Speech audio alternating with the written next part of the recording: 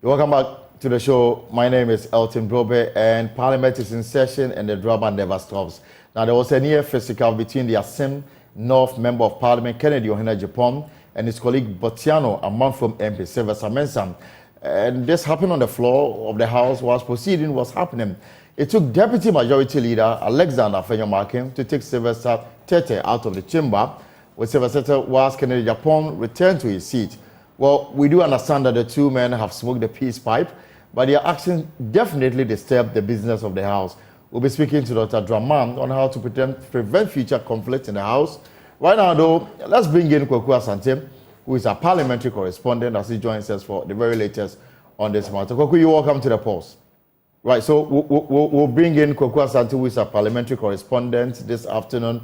At midday, we had the news of some near fights on the floor of Parliament between the Member of Parliament for Asen North and, of course, his colleague also on the MPP side, Botiano English Amanfrom. Let's understand what really happened. And further to that, there's been a development. Kwaku Asante is a parliamentary correspondent and is live with me here on the Pulse. Kwaku, you're welcome. Yes, Elton, thank you. It was an interesting scene in the House today, and as we broke that news on the midday news, we understand some peace have been made, but we'll get to that shortly. As of now, we've not been able to get a word from either MPs to be able to understand what exactly might have triggered that confrontation in the House today. But in terms of the blow-by-blow account of what exactly happened, you will see that the MP for Botiano English, a man from Sylvester Tetteh, had come up to the leadership of the House to try and have some conversation with them in terms of what exactly the House business was ongoing. Just when he was exiting the floor of the House, Kennedy Agyapong was also entering. Kennedy Agyapong then accosted him right in the middle of the chamber, and there was some exchange of words there. It was a little bit inaudible. We did not understand at the time what exactly that exchange was about. The two MPs had it at a go for almost 10 seconds, whilst business was still ongoing on the floor of the House. It was then that the Deputy Majority Leader, Alexander Afenyo-Markin, sensing that confrontation between the two NDP MPs could degenerate into something else, actually went in between the middle of the two persons. At the time, he did not try at all to try and speak to any of them to try and understand anything. All he wanted to do was to try and at least break the fight that had come between the two majority MPs. So he escorted the Botiano English, a man from MP, Sylvester Tetteh, out of the floor of the House, was there with him for a while. We understand he had conversations with him. Then Kennedy Agyapong came to his seat, came to sit down, sat down for a while. MP for Kaikui Central, Patrick Boama, went to him, had a conversation with him to try and calm him down. He was still a little bit fairly agitated. He was still exchanging words. He was speaking at the top of his voice. We could hear from the press gallery what exactly he was saying, talking about who are you, who do you think you are, you this small boy, that kind of thing. That language that Kennedy Agyapong will normally use on other colleagues of his. So it went on for a while until he was calmed. He later on got out of the chamber, went to his car, left the chamber, left the presence of Parliament. We understand later on he came in, and as we've been able to confirm now, to sort of have a conversation with the leadership of the House in terms of what exactly might have happened. All right, Kwaku, so let's understand what may have triggered this near fight that, took place on the floor of Parliament. Now, these are honorable men, and for some, they behave dishonorably. What was the trigger? Well, Elton, we have not been able to speak to any of the two gentlemen to, in fact, get their official understanding of what might have triggered that. But we've been picking signals. The understanding is that it has to do with some monetary issue, something about debt, and that Kennedy Agyapong feels like Sylvester owes him some amount of money. So he confronts him. But, these two persons are not the best of friends. Sylvester did not support Kennedy Agyapong the lead up to then, but presidential primaries and all that. So that is public record. He supported Alain Martin, later on back the vice president, Mahmoud Bawumia. So we understand it has to do with some money issues that he confronted Sylvester about, demanding that amount of money paid. And Sylvester is said to have retorted that if you say I owe you, then you have to go to court. It's not in the middle of Parliament that you have to come to me and come and demand a certain amount of money from me. And that angered Kennedy Agyapong, who, as we know, is a show person, decided that he was not going to have any of that. So that back and forth, that exchange of words between the two MPs nearly brought parliamentary proceedings to a halt, because at the time, the MP for Asokwa was on her feet, delivering a statement, and that exchange of words were just going on right in the middle there. The thing, although, was that this did not come up for discussion on the floor. The first deputy speaker was presiding. He was clearly seeing what was going on. Did not speak to the microphone in terms of what was happening. No minority or majority MP also spoke in the microphone on the floor of the House in terms of what exactly was happening. So the two MPs had to go at each other. Alexander Afenyomakin managed to separate them, walked out Sylvester Tetteh, as you can see in your video, and then the MP for Asin Central, Kennedy Agyapong, later took his seat.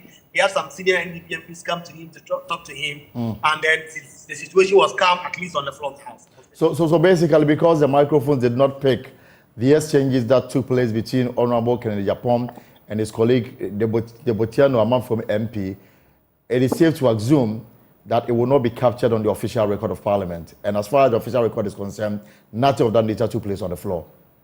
Exactly, Elton, being a very senior parliamentary reporter like yourself, you know that when it doesn't go on the record, when nobody speaks on the microphone, it is almost as though it didn't happen. And in fact, as far as the official records of Parliament is concerned, that did not happen because nobody has raised it on the floor. Maybe in the coming days, tomorrow or some other day, somebody may be tempted to raise it and then it will be introduced into the record.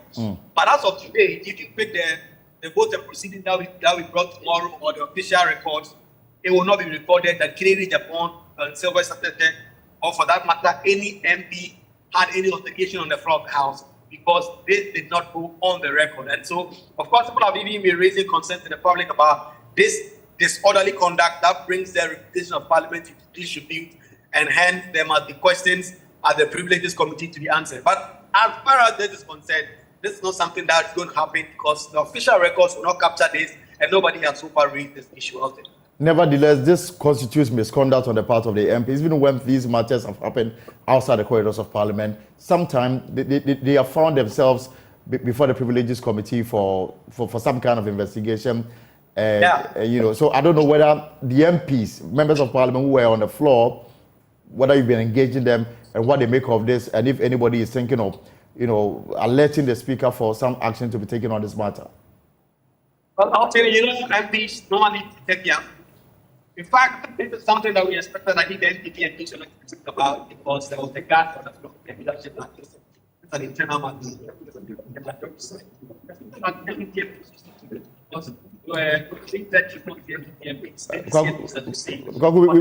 We are losing you. I don't know if you can reposition yourself so we can have a better connection. We are losing you along the line.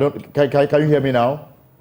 Can you hear me? It's better now. So you can proceed on that point. Right. So, like I was saying, there were a number of NDC MPs on the floor who we thought we're going to at least comment on this matter. None of them are willing to come forward and speak to the record. Of course, some of them are willing to provide you information in terms of what exactly might have happened. But to speak to the record, to talk about what is clearly a disorderly conduct by the members of Parliament and whether or not they will be willing to take this up with the Speaker of Parliament for a referral to be made, no one is willing to come forward. Of course, this is not to say that no one may change their mind or other persons who've seen this may decide to take some action on that. But at least the persons we approached so far who were on the floor of the House when this happened, especially on the NDC side, are not even willing to speak to the record on this matter. And then further to that, there's been a development on this matter. What can you tell us? Yes, the majority leadership have really moved in swiftly to deal with this rancor. It was Alexander Afenyomakin who broke out the fight between the two. He stood in the middle to prevent his MPs from throwing hands at each other.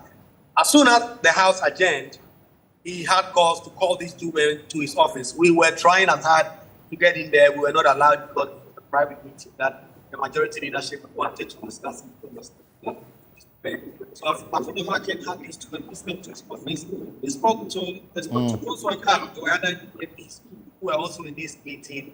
And the two MPs have spoken to Sylvester Tetteh reconcile, understanding that whatever issue that was in the trust, these two MPs are now friends. And this issue is not going to discuss anything anymore. Try to reach out to the majority leaders. From some comments at least, try and understand what exactly might have triggered this officially and what is it that they have done. And even as a couple, there's some disciplinary measures taken against these two police. No leadership in the majority side is willing to comment on this. They said this is an internal matter. They have dealt with this.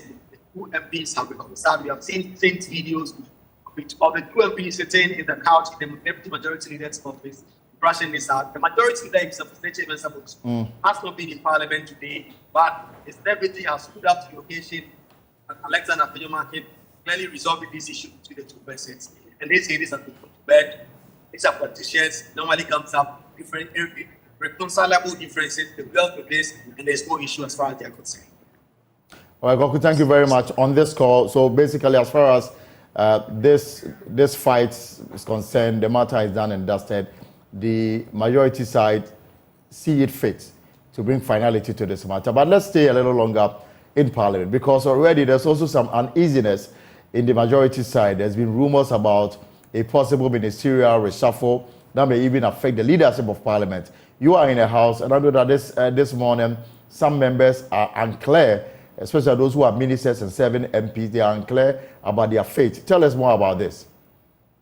Well, Elton, early this week, you broke that news, and in fact, last week also, you broke the news about an impending reshuffle of certain senior ministers. This has also come up quite significantly because this is the first time Parliament is sitting since that news came up, and it's been a big something that a lot of MPs have been talking about, especially on the minority and majority side. Right. Of course, minority MPs have always said that a reshuffle has been long overdue. The president needs to change his government. The majority and the minority leaders have already made that insistence. But the understanding we've been getting from certain sources within the majority is that certain communication have come that eminent reshuffle is going to come. We expect that, of course, the majority leader may be moved to foreign affairs, and that may mean that the majority leadership, the front bench, would have to be rejected as it were. But in fact, the concern is that every sitting MP who lost his primary is going or out. had issues in the primary is going to be changed. So if you are a sitting MP and you are a minister or a deputy minister and you did not win your parliamentary primaries, you are not going to be retained as a minister. Those are some of the concerns that have been shared, and the expectation is that by the end of this week, the president would have written to the Speaker of Parliament communicating the decision to conduct this reshuffle in the House. And so that has been such a big conversation with a lot of sitting MPs who are ministers or deputies who lost out their parliamentary primaries, really living in fear that they are going to lose their jobs as either ministers or deputies. There are so many of them.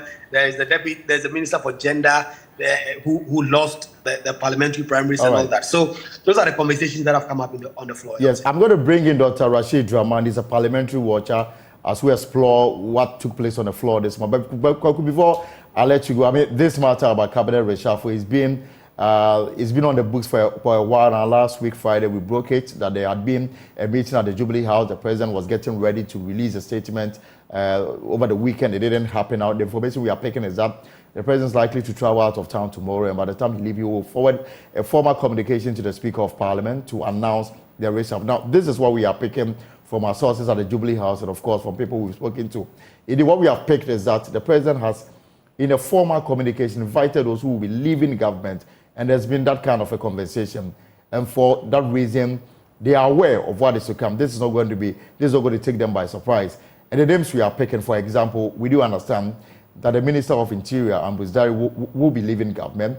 His place will be taken by the Greater Accra Regional Minister, Henry Coulter. We also do understand that the Roads Minister has already formally told the President that he needs to take care of some health issue, and for that reason, he will not be able to continue. And for that reason, there's that kind of understanding.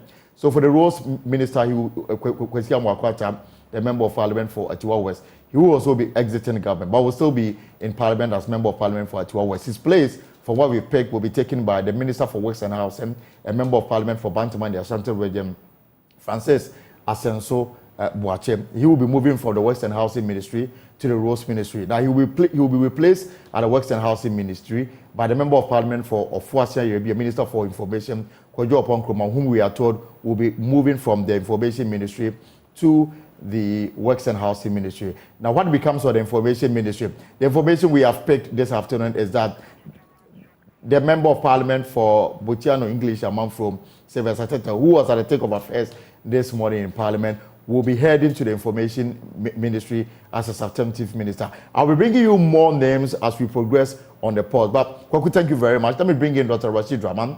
Dr. Draman, it's good to have you here on the pause. Good afternoon. Afternoon. And it's been a while. Let me say Happy New Year. Happy New Year to you. Right. So, I mean, you've watched Parliament for years, and we thought we've matured in our parliamentary democracy. So, when you see these scenes on the floor, what business is ongoing, two members of Parliament on the same side will get at each other.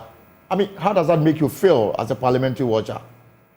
Well, I mean, it makes me feel, Elton, that we are rolling the clock back. This is an institution that is teaching all of us to resolve our differences through the laws that they pass. There is no space in the law for using physical force to resolve any differences.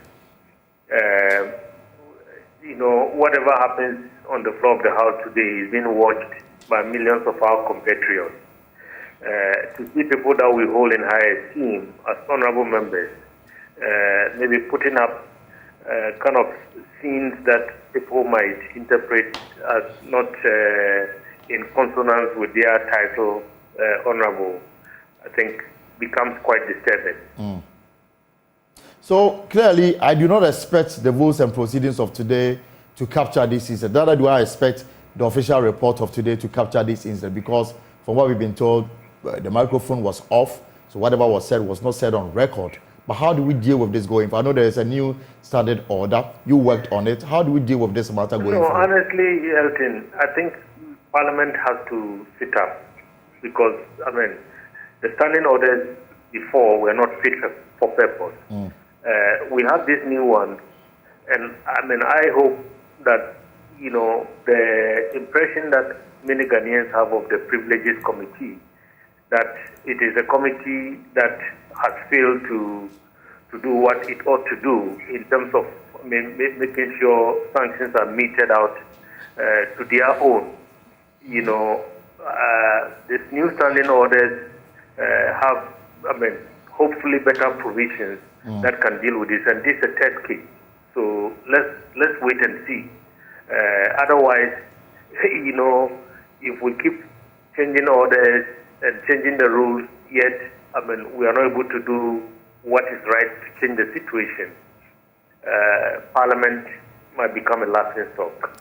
The deputy majority leader, Alexander Fenyamakin, who got the two men to resolve their differences, say that this is an internal matter and that should end. Should that be the end of this matter? No, it's not an internal matter. I think they shouldn't trivialize this. There's no way that this is an internal matter, Elton. These are representatives that we voted for, we hired, to represent us. So, honestly, this is not an internal matter. It's not. So what do you expect? You expect a member of Parliament to formally draw the Speaker's attention to for some kind of referral to be done on this matter? Yes, I think so, Elton. Yeah. But again, how should our members of Parliament hold themselves? This 8th Parliament has been one Parliament that's recorded so many physical... It started on this note. The chewing of the ballot and so on. We don't want it to end on this same note, particularly because they have taken action to do what most speakers have not been able to do, to change the standing order. Let's make sure that this opens a fresh page and that's a beginning for the final stage of this Parliament and the future legislatures that we are going to see. All right. Doctor, thank you very much for sharing your thoughts with us on this very important matter. And let me stay a little longer in Parliament. And I was telling you about what we have picked regarding this imminent ministerial reshuffle. And it's just not going to be about the ministers of state. What we have picked is that it may extend to the leadership of Parliament, because the rumor has it that the majority leader, member of Parliament for Swami, the Ashanti Regional State Chairman Sabonso, who would not be coming to the 9th Parliament, the rumor is that he may be moved to the Foreign Affairs Ministry, because the substantive minister has indicated her ambition to occupy the position of the Secretary General of the Commonwealth Organization, and that means that she will have to now concentrate more on campaigning across the world for election to that very high-profile office, and that means that the Foreign Ministry will have to require somebody who will dedicate his or her full attention to the running of that ministry. And information we are picking it up, the majority leader of HMN someone, so most likely to be named as a new foreign minister. And if that happens, then that vacancy in parliament will have to be filled. And that is how come the leadership of parliament will also undergo some kind of a reshuffle. We are picking information that Alexander Ofenyamake, the member of parliament for Futu in the central region, may be moved to occupy the position of majority leader in Ghana's parliament. Now, Lydia Seram Al-Hassan, the deputy whip, we are picking information, has also been nominated as a deputy minister. It's unclear which ministry she will be heading to. The other names we are picking include the member of parliament for Manshan North. He's also been penciled for a deputy ministerial position. Also, the Dr. Ayu Afriye as a deputy minister for health. And but the current minister of health, for what we are picking, may also leave government, and his position will be taken by the chief executive officer of the National Health Insurance Authority, Dr. Bernard Okoboy, be nominated for the position of health minister. So these are the names we are picking. Hopefully tomorrow that list will come out. There will be formal communication to the Speaker of Parliament, and then we'll do all the analysis that we can do. But let's stay in Parliament because